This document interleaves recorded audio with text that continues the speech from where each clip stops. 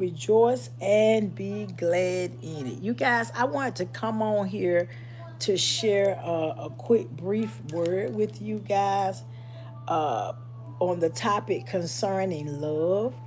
Um, y'all, first, let me first let you guys know to come on in, come on in. If you have not yet subscribed to my YouTube channel, please go ahead and subscribe to my YouTube channel, y'all.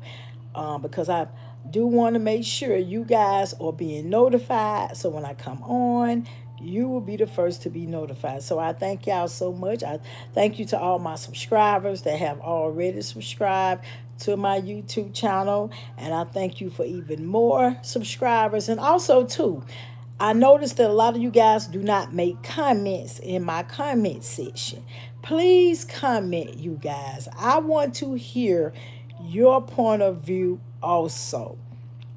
I want to hear it. So, I mean, I'm getting a lot of likes, but I also want to hear your comments just as well as I want you to share my YouTube channels because your comments mean a lot to me so that I could go in, I could read it, and I could also give my input. Okay, so please, y'all, please do not forget to comment.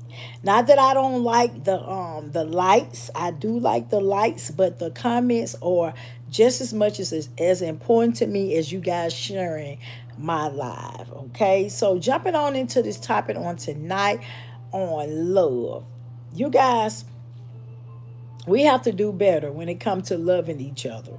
The scripture tells us to love one another. Jesus has demonstrated the way we are supposed to love, y'all. And some people be like, I love people, I love people, but if your actions is not backing up the word love, then it doesn't mean anything. So you have to make sure your actions are bagging this stuff, love, the word love up. Because I can tell y'all I love y'all, but if my actions are showing something different, it doesn't mean anything. So let's make sure, you guys, that when we say we love somebody, we must be demonstrating that love, just like Jesus demonstrated the love toward us. Okay? Because, see, as the scripture says, it's easy to love people that love you. But what about loving people that mistreat you? Y'all, me personally, I've had people that do me wrong. I have had people to mistreat me. But because I love God, I'm going to do it God's way. So if God say love, regardless of what they have done to me, regardless if they've been talking behind my back, it does not matter. Jesus say we must love everyone. Everyone, y'all. Everyone. Not some people, but everybody. Okay. Now there are times you do have to step back for people where you just have to pray for that person from a distance. So Jesus is not going to be mad at you just because you're not calling that person over the phone. But sometimes you have to step back from people and you have to pray for them from a distance. Does that mean you don't love them? No, it does not. But if for your peace and for your sanity, a lot of times you have to step back from people to pray for them and let God deal with them. Okay? So we just have to make sure that we got to pray to make sure we're not holding any grudges in our heart toward the person. I know with me, you guys, I have to ask God before I even go into prayer for someone. And I have to ask God, if there's anything in my heart that's not supposed to be there, before I go into prayer for that individual, please take it out because I do not want it. So just make sure whenever you're going into prayer for people, you guys, people that you have not seen in a while, people that you have not seen in a while, make sure that you're not holding anything against that person in your heart. You need to be praying for that person, asking God to bless that person, okay? And that is what Jesus wants us to do. He does not want us to say anything negative about the person. He wants us to pray for the person, that he would change their mindset, that he would turn their heart toward him. Okay, so that is the goal when you're praying for people, people that have wronged you, people that you may not have seen in a long time, um, you still are supposed to pray for them. So my motto is this. It's real simple, y'all. Do it Jesus way.